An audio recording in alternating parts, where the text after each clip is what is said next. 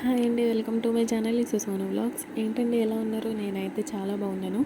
మీరు కూడా చాలా బాగుండాలని మనస్ఫూర్తిగా కోరుకుంటున్నాను.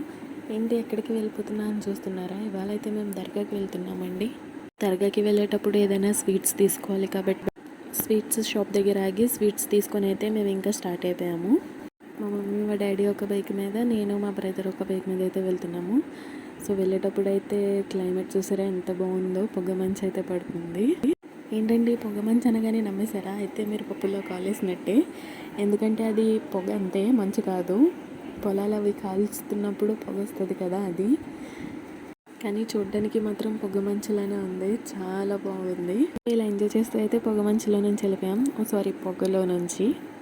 సో దర్గాకి అయితే వచ్చేసాము. మా డాడీ అయితే లోపలికి వెళ్తున్నారు. ఎవరూ లేరు, సండే కాబట్టి. లేకపోతే ఎవరో ఒకళ్ళు వస్తూనే ఉంటారు. చాలా బాగుంటుందండి ఈ దర్గా. చాలా పీస్ఫుల్గా కూడా ఉంటుంది. అక్కడ ఉన్నంతసేపు అయితే ఏమీ గుర్తురాదు, అంత బాగుంటుంది. ఈయన పేరైతే ఆబిద్ బాబా అండి. చిన్నప్పుడైతే చాలాసార్లు వచ్చేవాళ్ళం ఇక్కడికి. సంవత్సరానికి ఒకసారి అయితే గంధం పండుగ జరుగుద్ది. అప్పుడు చాలా బాగుంటుంది. 3 days జరుగుతుంది.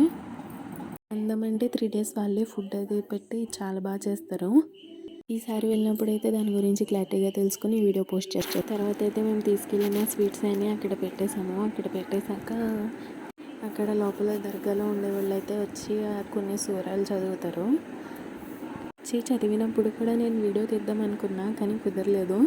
ఈసారి వెళ్ళినప్పుడు డెఫినెట్గా తీసి వీడియో పెడతా. ఇలా బ్యాక్ సైడ్ అయితే చాలా బాగుంటుంది. మేము చిన్నప్పుడు చాలా ఆడుకునే వాళ్ళం.